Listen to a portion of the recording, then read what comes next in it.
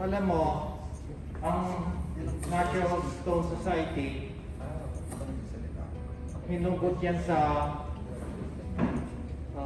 Cactus Aquilent Society of the Philippines. Kasi yung stone, ginagamit ng Cactus Society sa dish garden. 3 decades ago, stone hunting kami for dish garden. Now, si Metilia, who introduces bonsai sa Philippines, siya din yung founder ng PBSI, Philippine Bonsai Society, decided to connect sa bonsai yung stone kasi may knowledge siya about suiseki. Nag-decide yung grupo na gumawa ng Natural Stone Society of the Philippines together with Mrs. Gupit, which is part of PBSI at that time. Na-form siya, kaya from then on, nagkaroon ng society na si Mrs. Gupit ang naging president namin until mga 4 years ago na siyempre matanda na siya, she's very weak na. Tinurn over niya yung presidency niya for a long time sa ating presidente ngayon, si Tonet Gedang. Kasi I think our president, siya lang pwedeng bumalik kay Gupit, wala nang iba eh. Wala na talagang iba. But other person sa Philippines na pwedeng magpresidente ng Natural Stone Society kung hindi si Tonet Gedang. Since the beginning, siya ang aming naging president. Now, nag-umpisa kami like 50 pesos ang membership fee, and then all of a sudden nawala na. Like now, we need ng presidente natin muna ang membership fee. Ladies and gentlemen, siya lahat ng gumagastos ngayon. So glad na nandito yung mga member ng Cactus Society na hopefully mag-member sila. Nandito yung past president. Kaming pa yung dalawang presidente. Yung presidente now, Georgia Francisco, also coming. Somehow nakakonect yung Stone Society sa Cactus eh. But now, mas more on bonsai na kasi nakonect na sa suiseki na, hindi na sa dish garden. Yung exhibit, several times, nag-exhibit kami sa podium. Suiseki lang hindi kasama ang bonsai. Nag-exhibit kami sa, hindi ko na matandaan yung iba eh. Sa Shangri-La. Tapos, simultaneous, pag may exhibit ang Philippine Bonsai Society, meron din exhibit ang Natural Stone Society. Nakagawa kami ng booklet strictly para sa bonsai. Isa sa mga nagawa namin, booklet, isa sa booklet. Pero marami din kami libro na gawa na pwede nyo tingnan. Yung Forever President. Tonet Gedang. Very much, Bimbo especially, very helpful si Bimbo all the time. Kasi sometimes I'm taking it upon myself na ako na lang gagawa ng lahat. May marami naman akong staff. Isensya na kayo. Basta gusto ko yung pag nandito ko yung maayos na medyo may ganyan akong sakit. But definitely in the future, I'll have more participation. As I discussed nung opening ng exhibition, this is a 3-day event na ang intention is to help, partially my own little way, to help open up the economy na okay na siguro sa COVID yan, pwedeng lumabas yung mga tao. So, ang title ng aming event talaga is yung As Culture and Art Shines, As Culture and Art Shine, COVID fades, hopefully, sana maging endemic na or sana mawala na. So what we're trying to do is collaborate kami ng celebrity sports, like what PBSI is doing with kami ako with celebrity sports dahil kaibigan ko din yung presidente, kanegosyo ko din yung mga may-ari, tapos yung even yung asawa, kanegosyo ko din. So, they're all business friends of mine and personal friends and kumari ko rin. So, it was very easy for us. Kasi ako, di ba COVID, naburyong tayo sa bahay for the longest time, so we need to go out. But I thought to myself, na when you go out, and I encourage you guys to go out, you go to the safest place in town. Itong celebrity sports was used by IATF ito. Dito nakatambay si Tony Elias, dito nagbakunahan dito. So, very, very, safe na safe yung lugar. Ang celebrity during the COVID season was one of the more active pa rin, buhay pa rin, umaandar. Grabe tulong namin sa mga empleyado rito. So, I thought na hindi magastos, malapit sa lugar ko, madali mag-transfer ng mga gamit. So I thought na dito na ako mag-exhibition. Originally, to be honest about it, it was a Stones exhibition ang iniisip ko lang. But then again, I'm also a director of the Philippine Chamber of Commerce, Quezon City. So, naisip ko, isama na lang din yung grupo ng PCC, Philippine Chamber of Commerce. I also thought that, because I'm also a member of PBSI, and marami akong bonsai, they come along also. So I also thought na dahil marami yung artifacts na gusto ko rin ipakita, or to show to other people, so I thought na isama ko na rin yun. Tapos director din kasi ako ng International Council of Museums of the Philippines. So sinama-sama ko na lahat ng mga groups ko para magtulong-tulong. And then I called up, the first group that I called up was si Yumi sa PBSI, siya president ng PBSI. So I called her up, sabi niya, sige, sama kami dyan. So what happened during the past few days was yung mga Chamber of Commerce, yung PBSI, marami sa board ng PBSI, even sa demo, pakita mo yung ano.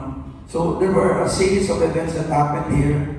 Nag-umpis. Meron pa kami yesterday, ganda kahapon. If you were here yesterday, there was a lot of children, almost the house was full of, this place was full of children. Because I have a learning center also. I have a ABG Foundation, I have my own foundation. We help thousands of kids all over the Philippines. Wherever I put up my businesses, I adapt the schools, I feed the some children, I have Spanish scholars, so I do a lot of these things also. So yesterday, sabi ko, ang birthday celebration ko will not be complete without the children around me. So yesterday, nagkantahan sila rito. Tapos nanood sila ng isang film. By the way, filmmaker din ako. No? I just recently produced kasi the problem, I want to solve, not solve, but I'm trying to help a little bit in easing some of the social ills or problema ng ating society. You know, like one of them would be yung tanggal yung panitikan. The panitikan was removed from the curriculum. So ako, I'm going to do a lot more of literature films. Panitikan ng Pilipino, panitikan Tagalog. No? So nakikipag-usap na ako sa mga friends ko from the literature, from the showbiz. Magpapa-animation competition ako. So kahapon, ang dami dito nanood. They watched my recently produced movie na I tied up with the Film Academy of the Philippines. Ang title is My Father Goes to Court. This was written by, ayaw ko kung nakilala niyo si Carlos Bulosan. Carlos Bulosan is one of the four, what it projects to me, what it tells me. So may aesthetic ano siya, no? May aesthetic description din. Parang katulad ng Japan Shiseki. Troy, let's have all the books, yung books doon sa loob ng cabinet. Can you bring them out here? For your information lang, I've been gathering books about Shiseki. Kasi parang 1940, after the war, 1950s, 1960s, saka naglabasan yung mga books ng Shiseki. Diyan yan, nagputo ka 1960s. So I've been gathering books since 1960s. And some of the stones that we have there on display have very good provenance. Magandang provenance, meaning ilang salindahingan ng owners, puro mga chairman. So, I have a lot of old antique books na black and white pa that, you know, we can also get to read and review. So, I just show you some, yung mga lumang, hindi na tuloy ako, kabubuot ko naman ito na pinahit ako. So, ito yung Japan Shiseki. Makikita nyo dyan, you will see in the image, yung Philippine stones. Ito yung mga, so, ang Japan Shiseki naman, the way they describe it is more aesthetic or a little technical lang. So, in our case, both technical and aesthetic yung ating description. The floor to Tom later na siya lang yung lecture and everything. I think what we are doing here also is more than anything else is yun nga, in-explain natin yung yung NSSP. Thank you, Bimbo, for explaining the history of NSSP na yun ang pinagalingan niya from aming gupit, binigay sa akin. Sino dito nagpa-Facebook at nakikita yung NSSP na chapter? Ang museum na meron marami akong kumpanya, water, wastewater. Sila ang nagpopondo, tsaka pulis ako nagpopondo sa artista entertainment. Yung entertainment company ko, yun yung gumagawa ng panitikan, ng films, ng pag-publish ng mga books, ng mga planners. The other one is artista entertainment. So the other one is yung museum. So books, publishing films, tapos yung museum. Yung museum ko naman, museum artiste, tatlong division niya. One is yung live museum, which is bonsai. One is stones. The other one is yung artifacts, yung nakikita niyo. So, yung tatlong division ng museum ko, yun yung nakikita niyo dyan. Okay? Ang nagiging problema namin ngayon is that I have been posting, di ba? Ang pangalan natin, Natural Stone Society of the Philippines. Ginagamit ko yung website na yun. Although may website ako na iba pa, ginagamit ko yung website na nagpo-post ako. And marami na tayong friends all over, marami. Kung mapapansin nyo, umabot na tayo sa all over the world, marami na nakakita. Pero pag nakita nila yung mga pinapost ko, kasi ako, ang pagkakaiba namin ni Mami Ferry, actually, nung isang araw dito, nung nalilig si Yumi, baba siya ng kotse, magkasabay kami. Inaalalayan ko, hanggang dito sa taas, hanggang dito, tapos nasa stage, nakaupo ako dito, inaalalayan ko pa rin siya. Sabi ko sa kanya, Yumi, hindi na yata matatapos ang pagsisilbi ko sa iyo, yung pamilya ninyo. Kasi nagulat ako si Yumi naman medyo medyo mahina yung spine niya. Tapos sabi ko, di ba kamamatay lang ni Mami, actually, siguro 2 times, 3 times akong muntik na. Actually, naiyak na ako. Sino ba nandito na di ba napansin nyo? Talagang pagkaalala ko kasi si Mami, alam mo naman, alam natin, di ba? But anyway, what I'm trying to say is may difference. Ang gusto namin ni Mami Gupit, kasi siya talaga natural, Philippine stones. Ako kasi medyo nag-extend ako. International all over, tapos may mga konting inasa, may mga konting ginalaw sa baba. So hindi siya natural. Pagka pinost namin sa NSSP, bigla may magko-comment from all other parts of the world na mga ingitera, siyempre magpaano na, is this natural? Mga ganun. So parang minsan na I'm at a loss in answering. Kasi ako, what I like is fire stones. Natural or hindi masyadong natural. But I don't like naman yung sobrang tasag-tasa na di ba? Hindi natin, among ourselves. But even me and Tom, we share the same principle. That it's okay, kung konti lang. But again, this is the thing about the Philippines naman. Mami Gupit, kasi si Mami talagang Pilipina. Kasi ako din, alam naman ito, I'm trying to put up an industry, Tony, di ba? Di ba, we've announced na ganito, tapos ang dami. Ako rin ang namimili ng marami, nung una, hanggang naglabasa na yung pagbubutit kasi sa mga ugali ng iba. Kaya medyo nagpahinga muna ako. Sabi ko, teka muna, nai-stress ako. Hobby ko lang ito, inaano ko. Sabi ko, dahan-dahan lang. Anyway, I'm not complaining, but different kinds of people kasi iba-iba din ang style na kaya hindi ko naman maano. And I don't like yung nagpo-post. Pinapost yung tambak-tambak ng nakikita niyo yun, yung tambak-tambak ng bato na kinuha kung saan-saan. Sabi ko, teka muna, hindi ganyan ang reflection natin, maaano tayo dyan. Alam mo yung even sa Philippine Bonsai Society, they're very, very strict now. Yesterday, I just read na meron ng magkakaroon na ng memorandum circular about even yung ginagamit for demo, the materials, you need to seek permission from DNR. Hindi na basta-basta na magde-demo ka. Very near future yan. Kaya na tayo, in the stones, in the Viewing Stone Society, you should be very, very careful na, alam nyo, nag-advise ako kay Secretary si Marco. Kaya DNR, nag-DNR ako, ayoko sa lahat na ako presidente, pagkatapos pinapabayaan ko na. There were posts, di ba, alam mo, just there were posts na, ayaw ko nakita niyo, pinapost sa NSSPI Chapter pa, na ang dami nakatambak na bato kaya for sale. Na alam mo, minsan nadidisheartened ako na parang ayoko na dyan, ba yan? Ma-iskandalo tayo na, parang gano'n. But then again, hindi ako din yung gusto magbenta, kaya nga, kumuha tayo ng shop group for sale, di ba?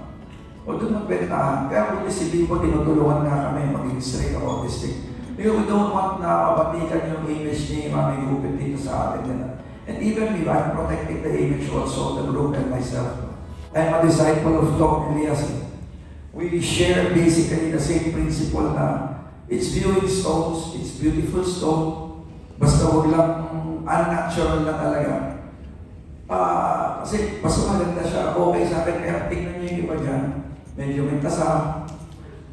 And the other issue is about Indonesian stones, about Indonesian people na nandadaya, may bumibili. Kasi, during the COVID season, what happened was, may mga ang bilihan, international, local, di ba, bilihan, padalahan ng pera, GCash or PayPal, di ba, padalahan ng yan.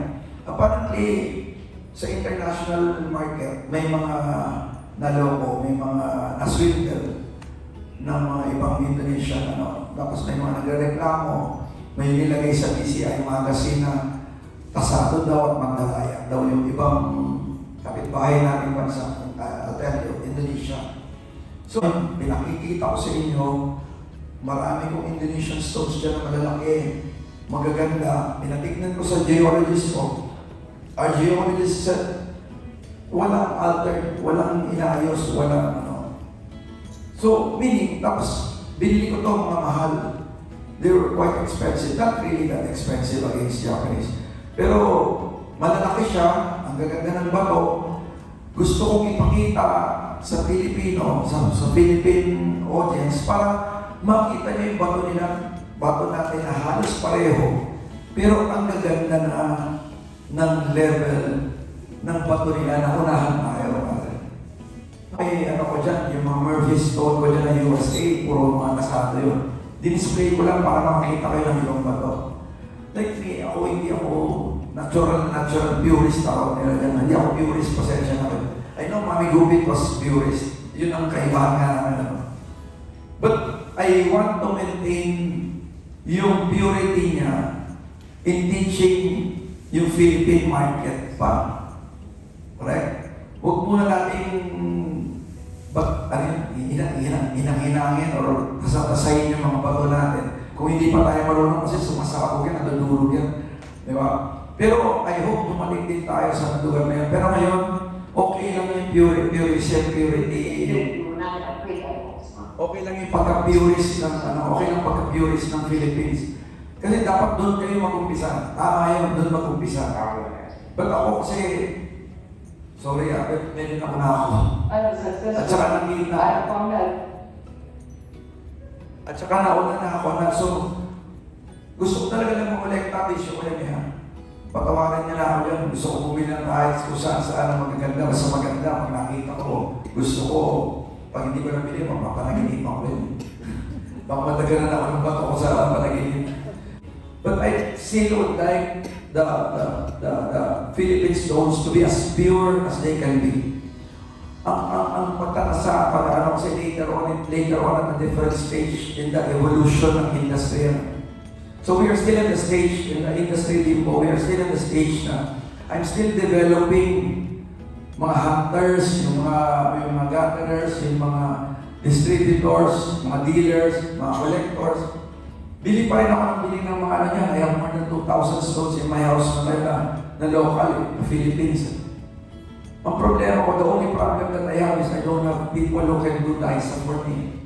But if kung maitatayo ko lang to properly, if I would have the right sculptor siguro na to raise the dice for me. That's why I bought so much suiban, so much duban.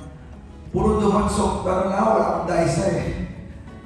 So, hindi pa ako makapamili pa. Can you imagine katulad yung bago ko? Di ba, dinala ko pa sa Japan. Doon ko pa pinagawa ng dice. 5 times more expensive than the, 5 times more expensive than the stone. Diba na, parang wala sa lugar ang bisyo ko eh. I'm not doing it the right way sometimes, But I need to, kaya ang next ko talaga is to look for good sculptors, train them, para gumawa ng dice natin. If you can help us, this will improve a lot. Kasi nawala na si Jermaine eh. Si Jermaine used to do resin. But I'm looking for resin. Although maganda, hindi siya presentable. Pagka tinanong ka, anong wood yan? Tumatakbo ka ng paano. Di ba? Nahihiya ka na. Kasi lahat, alam mo naman ang Japanese, di ba? Pati yung buhangin, yung kwento ng buhangin na nilagay sa suiban, kinukwento pa na naiiyak-iyak sila, kinukuha nila yan. Mga kwento yan, ang hahaba ng kwento yan. Di ba? So, I'd like for us to be, so, I think you understand and understand yung difference ng namin ni Mami. So, yun yung binibigyo. So, in the meantime, what I'm trying to say is, you expect na NSSPI, na Facebook, will be, ang ipopost ko lang doon, will be natural stones. Yung purest, most. Hindi ko nga ma-display din ng Filipino dahil kasi nga, ang Philippine stones, wala akong naisa masyado. But what I'll do is, I'll post more so you can do yung mga ganun. Tama. Sana. Hindi ako makakapag-post sa kanya ng mga international stones, wala iba na hindi ko alam kung kasado or all-arthur ng konti or hindi. Correct? So, kasi may website din ako na suiseki.ph. May meron ako mga ganun pang iba. Doon ako magpo-post ng mga free kahit ano. So, I like for you to understand the difference. Okay. So, other than that, ano pa ba? Yung MOU, ano pa ba? Lecture na.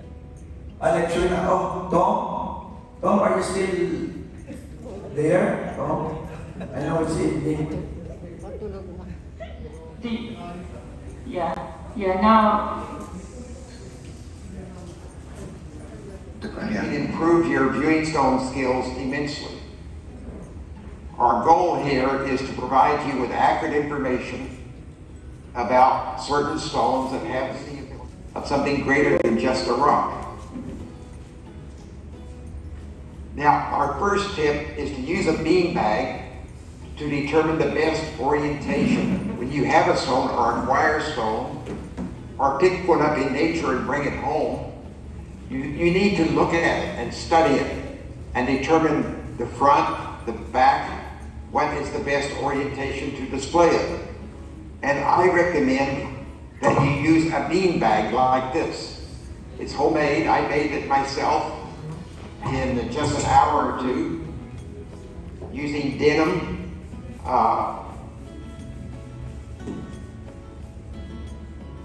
Fill it with beans. You can fill it with horse, and it's flexible.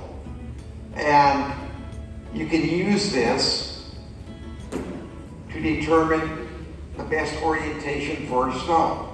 This is a new stone I acquired just a few weeks ago.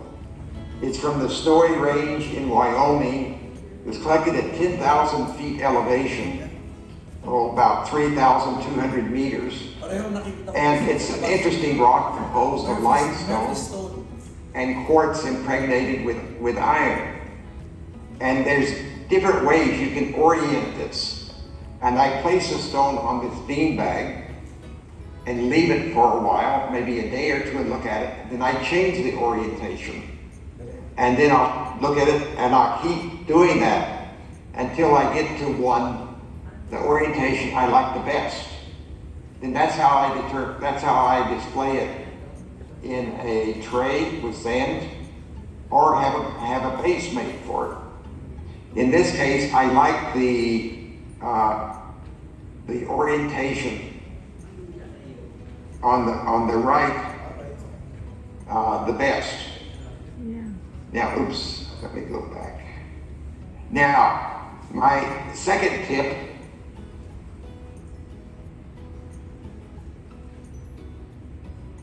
is learning to look at stones carefully. When you go out in nature and looking for stones, you're not going to find the perfect mountain-shaped stone that you often see illustrated in books. It doesn't exist because they're usually enhanced or made. But if you picked up this stone, it's about the size of your fist. And you look at it, would you keep it? Would you take it home with you? Or would you just leave it by the stream? 9 out of 10 people or more would leave it there. They wouldn't bring it home. But if you bring it home and use the bean bag and put it in different orientations, you will see that it suddenly becomes a beautiful hut stone. This is a Japanese stone, and this is a natural hut stone. It's not carved. And so it's really fairly valuable to have a natural hut stone like this from Japan. And because it was a natural stone, a nice base was made for it, and it becomes a very impressive viewing stone or suiseki. Now, my next example of learning to look at stones. Some people will look at this stone and say, oh, that's not a very attractive stone. It doesn't have a great shape. Well, this is a pattern stone. It came from the Tanay River in the Philippines, and it's embedded with fossil shells embedded in limestone, marine limestone. So it's ancient. It could be as much as 200 million years old. And I like this stone a great deal because it causes me to stop and think about slow time, geological time, not our time, how much we live, a person's lifespan, but how long it takes to form a rock and what happens to that rock over time. As this stone was on a shallow sea floor at one time, it was uplifted up into the mountains, and then this limestone was cut through by water throwing through it, a river, and eventually rolled and tumbled in the stream to its current shape. So when I look at this stone, I'm impressed with the symmetry I see in nature, in plants and animals.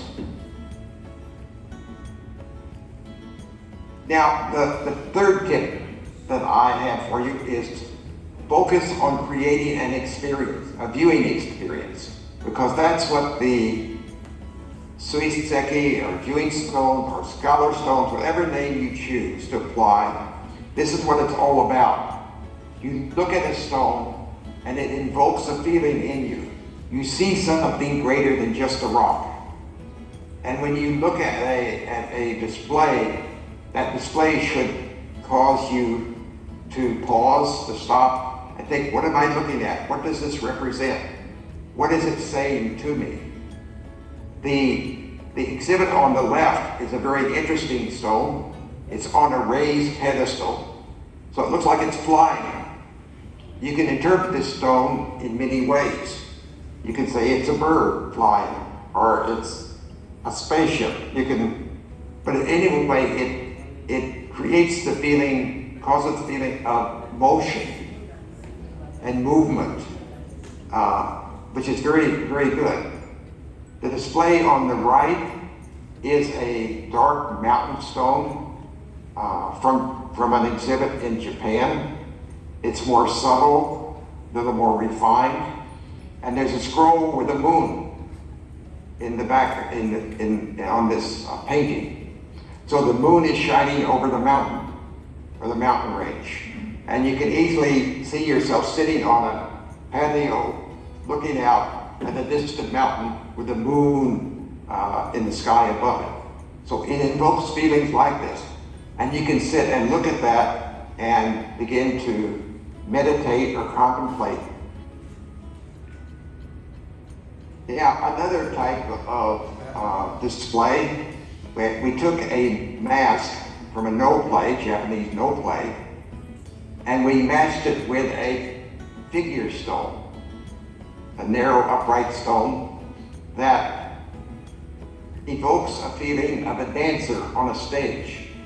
And you can see that there's a platform that the actor is on, and then the lower mat, which is just a placemat, is the symbolic stage that this actor is on.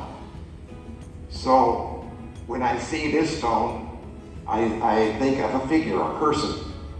And we have attended no plays in Japan, and this reminds me of the plays that we have attended. So you can use stones to create different viewing experiences, and that's what is really important when you take a stone and you look at it and have to figure out how to display it.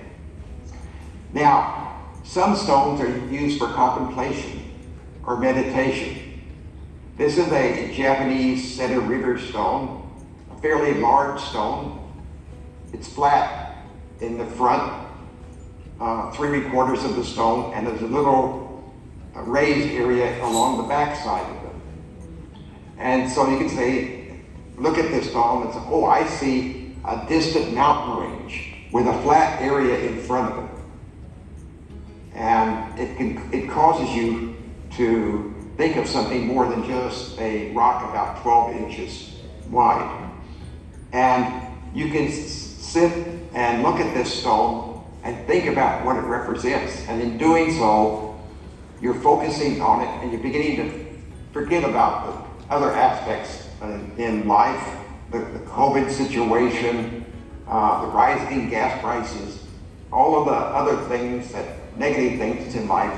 You can use stones for contemplation. You can use them for meditation.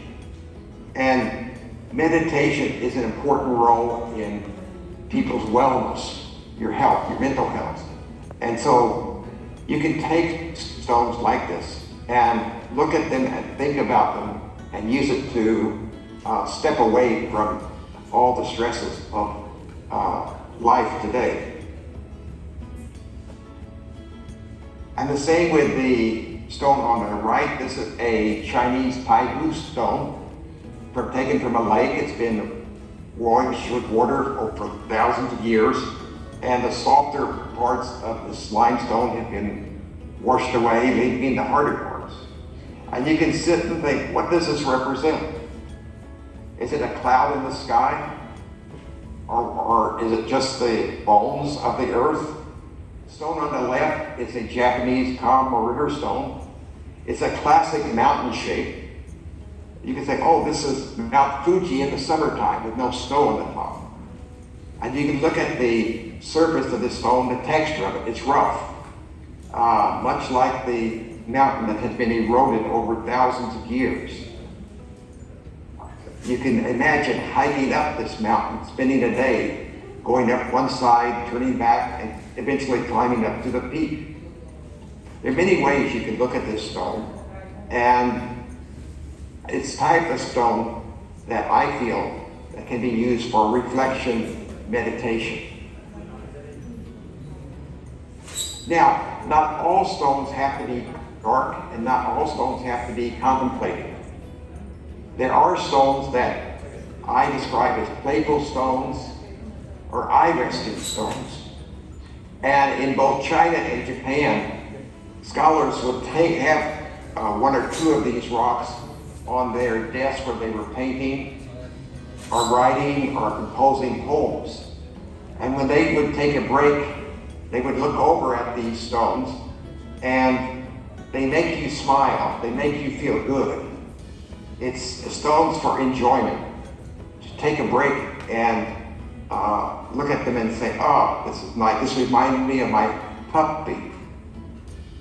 And so this type of stones have been used historically in both China and Japan, although they're not really emphasized much in the literature. And there's nothing wrong with you having a stone in your collection or on your desk for that purpose. I always keep a stone on my desk near my computer that I can just reach out and pick up.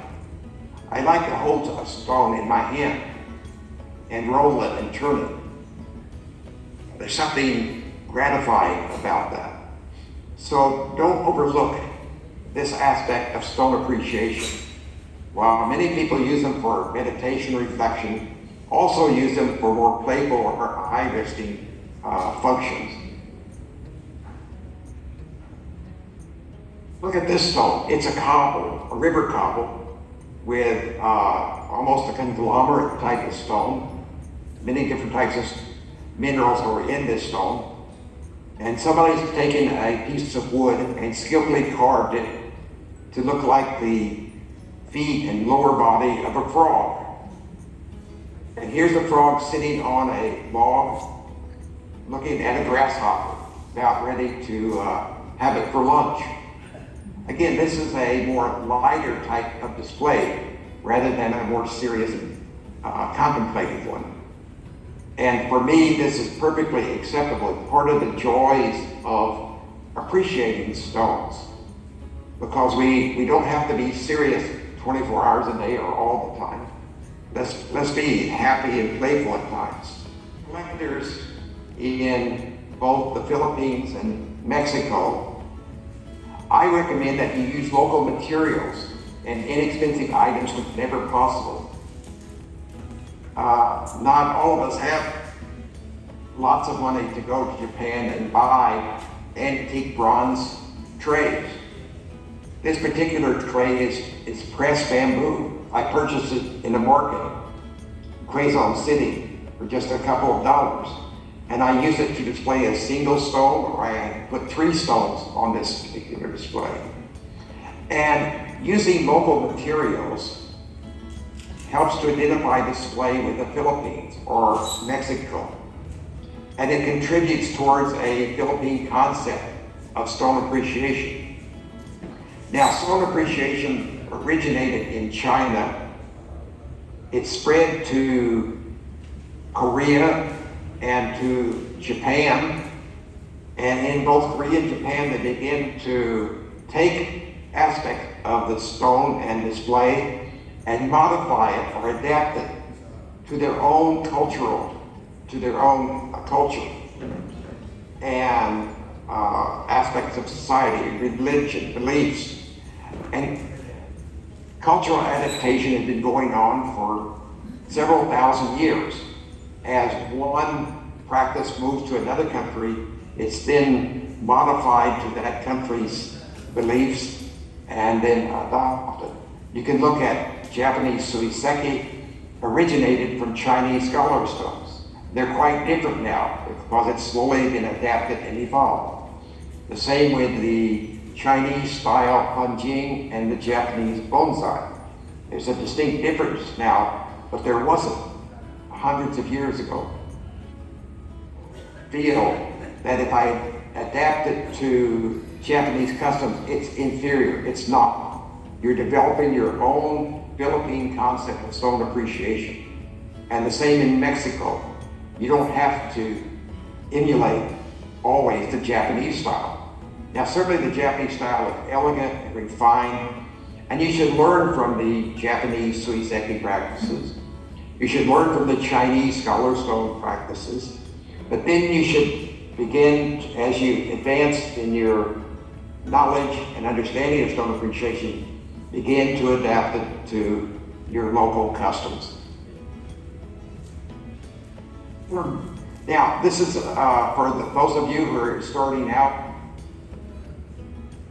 and can't afford a really fancy display table, because some of these display tables can cost $1,000, $2,000, $3,000 a piece.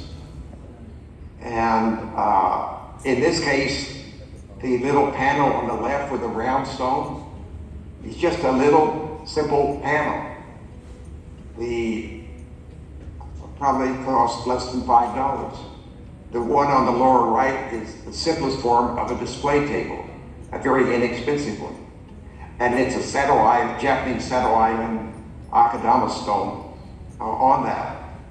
The stone in the upper right is a beautiful patterned stone from Northern California, sitting in sand, and it's a salad bowl, an inexpensive salad bowl. We sometimes go to kitchen stores and looking at some of the dishes and plates and things that are used in kitchenware and serving. So don't be afraid to try local things and inexpensive things. You can have a nice display. What you're looking for is a display that is harmonious. The parts are in scale and complement each other. Now take this for example. This is a placemat, a simple placemat you can buy for putting your meals on. I use several types of placemats for in lieu or in place of display tables. This is a Philippine stone and a small Philippine-made basket. So they're in scale, they're harmonious, they work together, and for me, this is a nice display. So if you're beginning in the early phases of stone appreciation, you can have a very nice display like this without spending a lot of money. And I think that's very important, because some people feel intimidated that they don't have the really fancy antique bronze trays. You don't need it to have an effective display. Now, also, the next tip is that viewing stones can be colorful. They don't always have to be black or dark and contemplative. And if you look at these stones, the one in the upper left is a Japanese jade, natural jade. It occurs in greenish or yellowish, and it's very attractive. Some of the Japanese stone collectors, or in Japan, would refer to this as biseki, or beautiful stone. And there's people that love beautiful stones. In the 1960s and 70s and 80s in Japan, there was even a biseki association. In the lower left is a Kaminu-Kotan, golden Kaminu-Kotan stone. A very beautiful stone, and perfectly good suiseki. In the center is a marvelous chrysanthemum flower stone. Some of the outer stone has been removed. It's been ground to expose the mineral formations. And it too is a biseki, or beautiful stone. The one in the upper right is an agate, a chalcedone. This is also from Japan. It's been displayed there. And then in the lower right is a Sato Island Akadama stone. It's chert, and it did occur naturally on this island near Niigata before they exhausted the supply of it. And these stones are relatively easy to carve with a cold chisel and shaped. And so many of the Akadama stones that you see in Japan have been enhanced to improve their shape. But don't shy away from colorful stones. In China, for example, the wax stones China and Malaysia, they have beautiful yellow wax stones and red wax stones and darker color, even black wax stones that make wonderful viewing stones. I have for you is when you collect stones or you're building a collection, keep good records. And if you have nice stones, store them in something that will protect them. Because if you just put a lot of stones on a shelf, they're going to hit against each other, and you're going to break off pieces. And that destroys much of the value. So if you have nice stones, use a wooden box or cardboard box or even a paper box, but take the time to try to provide some protection for them when you're not showing them. Also, to improve the value of each stone, record information about it. When did you collect it? Where did you collect it? And has it ever been displayed? Have you ever published it? Just keeping information about it, the provenance for the stone, greatly improves its value. And also, as these stones are passed from one generation to another, that information should go with it. And you will see that was collected by Mr. Asagawara on June 25th, 1971. And he kept a little book, a record of it. He kept it for 6 years, looking at it. It came from northern Hokkaido, in the Ishikari River. He sent it to Kenji Murata, who was at that time the leading suiseki person in Japan. And he asked Mr. Murata to make a base for it and a box. And he also asked Mr. Murata to give it a name, poetic name. And Kenji Murata did just that. He had this base made for it, he had a box made for it. He gave it the name Spring, because this looked like a freshwater spring. Now, all this information there, the notes and postcards, letters they sent back and forth, are with this stone. And so this stone is gaining in value, and as it's displayed, this has provenance. This is great documentation. So don't leave that information behind. If you have a really good stone, get that information with it so it stays with it. And I keep an electronic database, but I also print out the information about the stones, and I have it in the box, the storage box for that stone. So this is an important aspect that most stone collectors do not do. And if you look at auctions, Christie's auction or Sotheby's auctions, you will see that the stones that command the highest prices are those with documentation. In the early 1980s, there was a collector of Chinese stones in Boston that purchased a few stones. Those stones were displayed in a major exhibition. They were published in a book. And 2 of those stones sold in an auction in Hong Kong just 4 or 5 years ago for over $100,000, even though they were less than 40 years old. But they had provenance.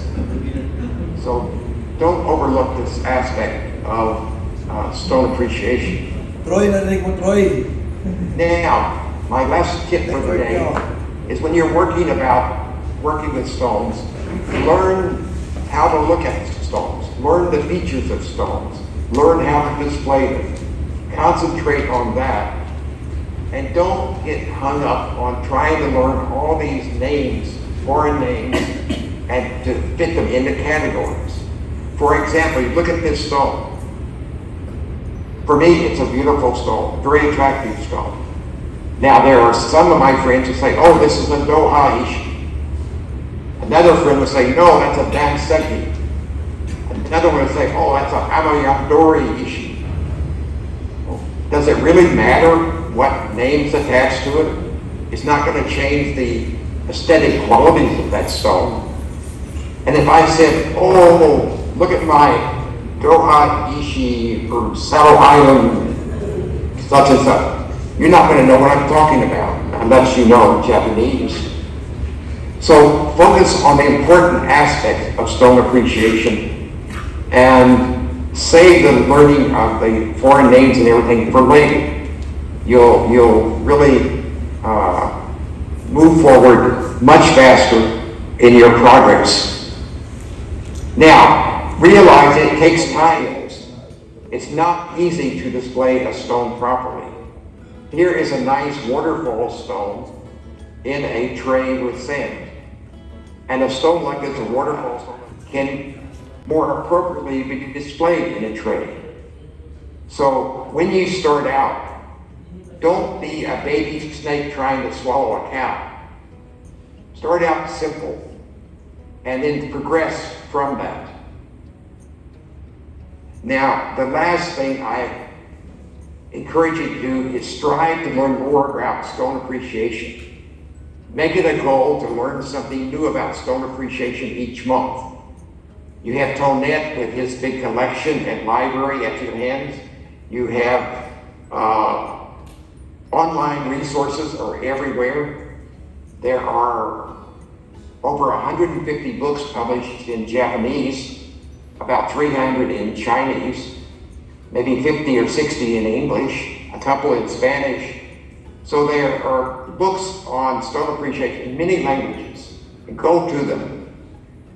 One other source I recommend to you, it's easy and it's free, which is important, is that we have a website, www.desana.org. And this site is updated each month. There's a featured stone of the month, a featured article. There's a gallery of over 20 countries' stones and over 1,500 stones illustrated there. And we also have started a seminar series every 6 to 8 weeks. And these are published on, after they've been shown, they're published on YouTube. Just go to the Tom Elias channel on YouTube, and you can see our previous 6 seminars. Our 7th seminar will be coming up on April the 8th and 9th, and it's going to be about Japanese chrysanthemum flower stones. So if you want to learn more about this, get in touch with us and we'll give you the identification number and passcode for watching this. But start out simple and learn the features of the stone and focus on the important things first and save the others for last. So this pretty well wraps up my presentation to you. I was asked to do about a 20-minute presentation, and I think I've gone over a couple minutes. But if you, as I said at the beginning, if you can incorporate some of these tips into your practices, you will be on the road to becoming a viewing stone connoisseur. So thank you very much for your attention. To the surface, look for serpentine type of stones. Look for limestone deposits. You can begin to know where to find the really good stones. And I think that in both the Philippines and Mexico, you're just at the beginning stages of finding some fairly fabulous stones. Nice to hear. That's good to hear. Do you have any questions? Anyone I want to say something. They will speak first and I will traduce later in English. Okay? Hola, buenas noches. Quiero hacer un par de comentarios. Efectivamente, aquí en México tenemos una gran riqueza de rocas y bueno, hemos ido aprendiendo a hacer las bases, las daisas. Nosotros mismos las hemos ido construyendo, empezando con la parte, la técnica apegándonos a una base sencilla. En México hay muchas maderas de todo tipo y estamos aprovechando esa oportunidad. In Mexico, we agree first, Mr. Tom, we agree with all that you say in your tips. And the last is the part that you say it's true. Like in Mexico, we have a lot of beautiful stones, a lot of sites where we can find these stones. And also, in countries like Mexico and Philippines, we can have the wood, beautiful wood to work with.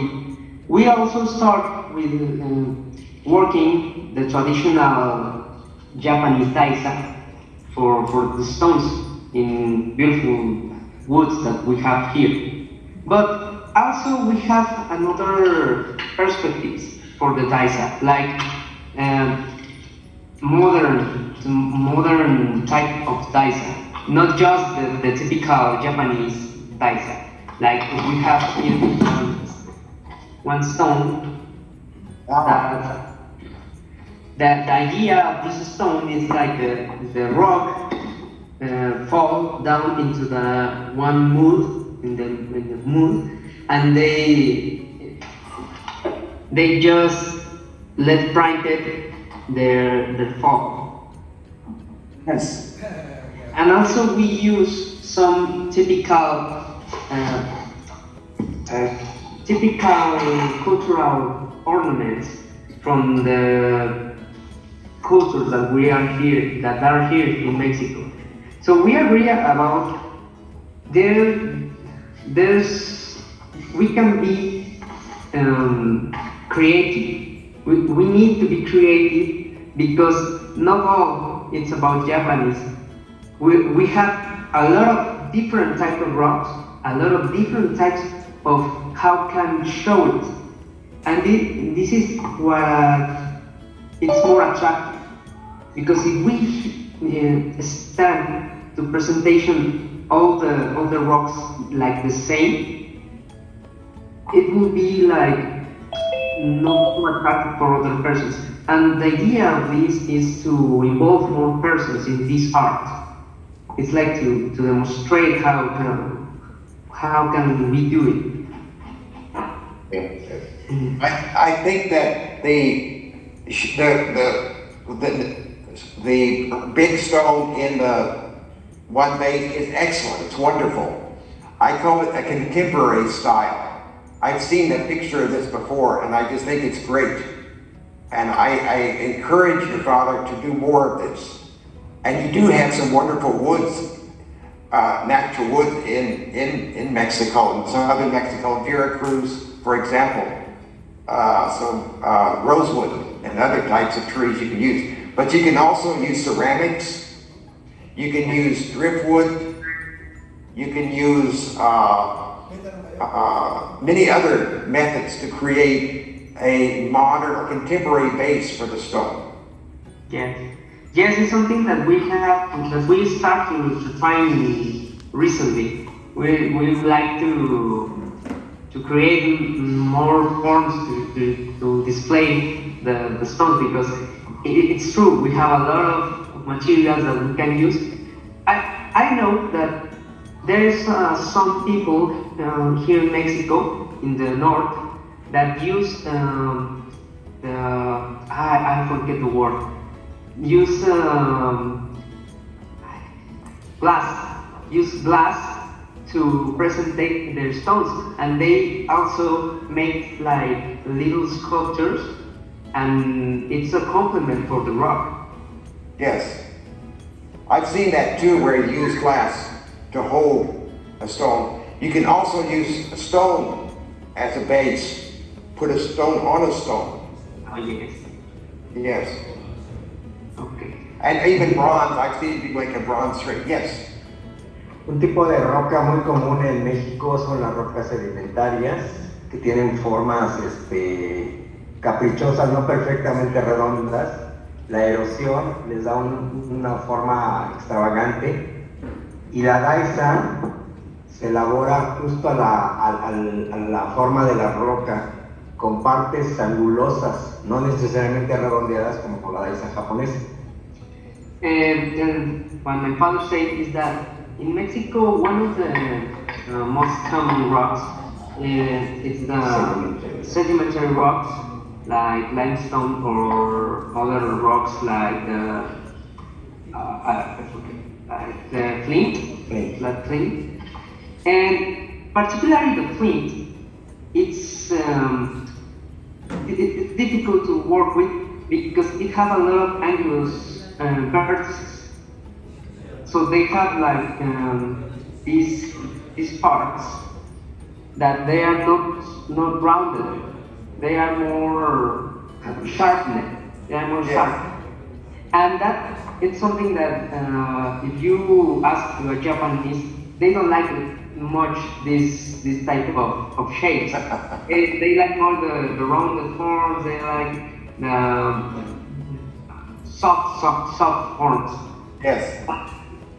And it's why we say that we can get close to the Japanese stones.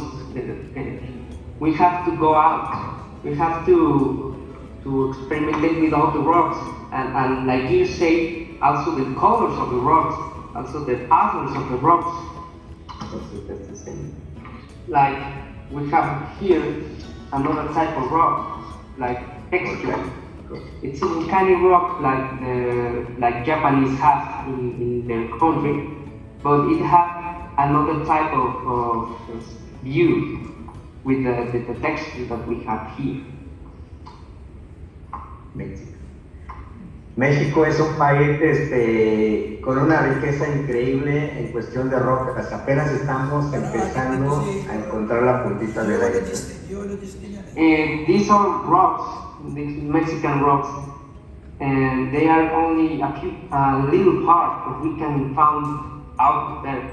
If we choose to start searching in all the rivers or the caverns, or we can find some really beautiful things out there. We need to go out. We need to go to the adventure to find the rocks. And also it works here. It works in Philippines. It works in every part of the world. We can find really beautiful stones.